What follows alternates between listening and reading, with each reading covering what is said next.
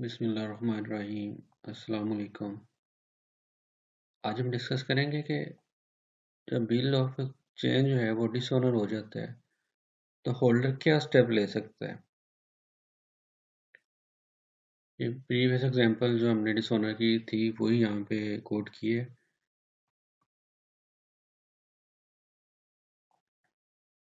इसमें हम देखते हैं कि सेलर क्या कर सकता है और परचेजर क्या करता है।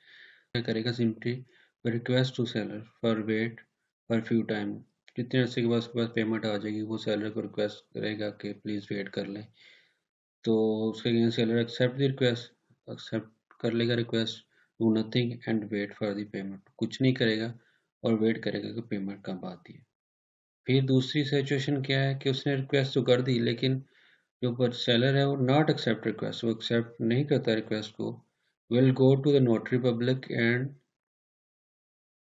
Charge expenses to B.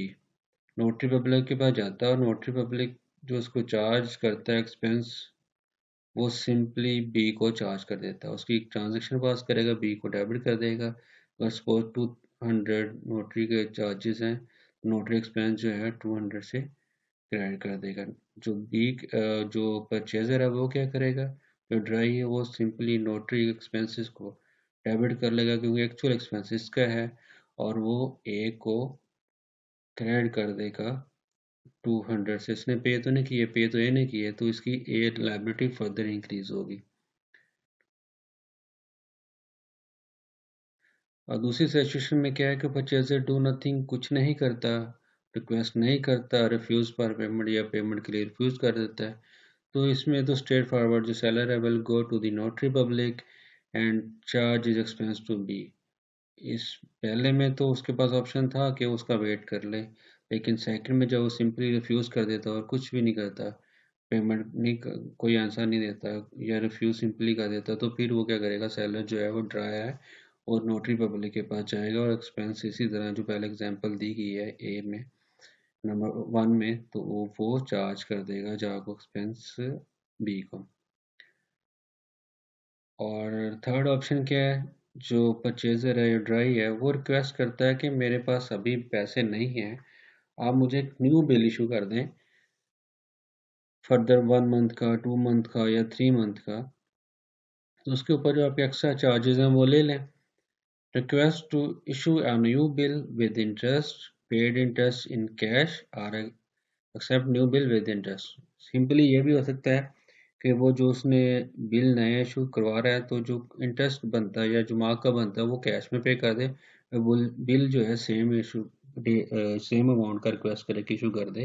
दूसरा ये है कि वो ये रिक्वेस्ट कर दे जो इंटरेस्ट की अमाउंट है वो भी बिल के अंदर ऐड कर दी जाए।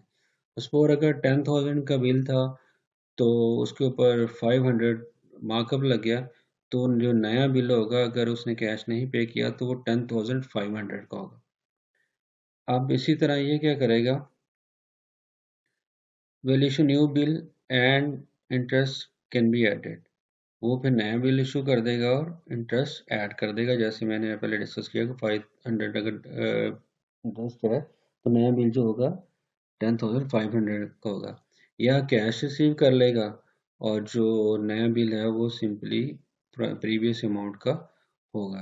तो यानी फिर हमने देखा कि अगर बिल डिसऑनर होता है तो यहाँ पे 3 सिचुएशन बनती है।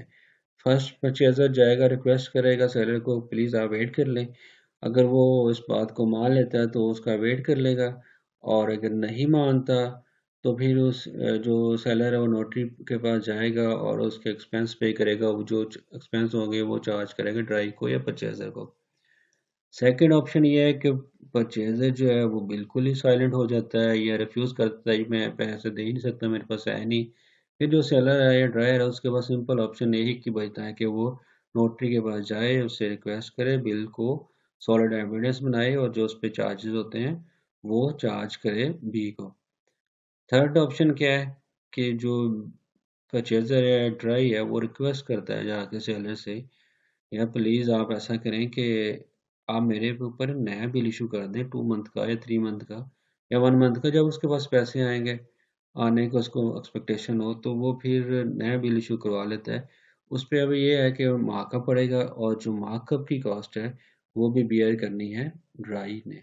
यानी परचेजर ने, जिसने परचेज की, उसने मार्कअप बर्दाश्त करना है, तो वो या तो कैश में पे कर देगा या फिर उसको कहेगा अपने सेलर को कि परचेज प्लीज़ आप इसको बिल के अंदर ऐड कर दें।